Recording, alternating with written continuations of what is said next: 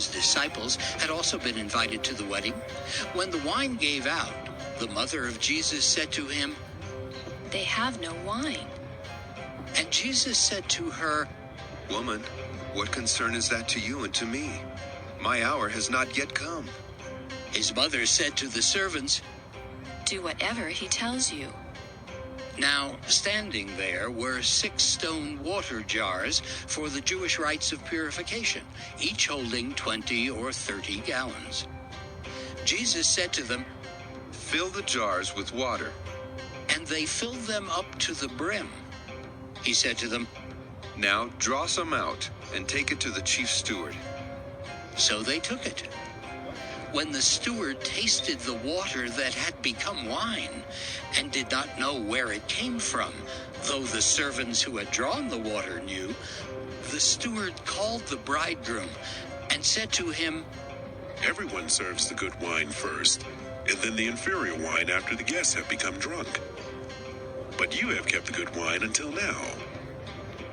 Jesus did this, the first of his signs, in Cana of Galilee, and revealed his glory, and his disciples believed in him. After this, he went down to Capernaum with his mother, his brothers, and his disciples, and they remained there a few days.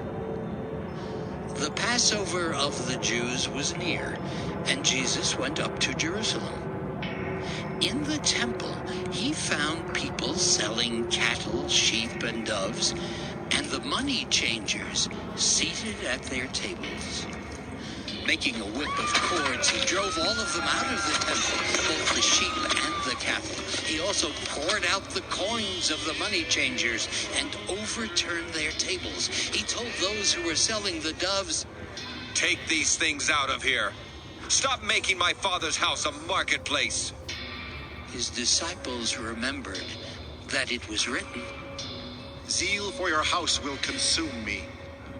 The Jews then said to him, "What sign can you show us for doing this?" Jesus answered them, "Destroy this temple, and in 3 days I will raise it up." The Jews then said, This temple has been under construction for 46 years, and will you raise it up in 3 days? But he was speaking of the temple of his body. After he was raised from the dead, his disciples remembered that he had said this, and they believed the scripture and the word that Jesus had spoken. When he was in Jerusalem during the Passover festival, many believed in his name because they saw the signs that he was doing. But Jesus, on his part, would not entrust himself to them because he knew all people and needed no one to testify about anyone, for he himself knew what was in everyone.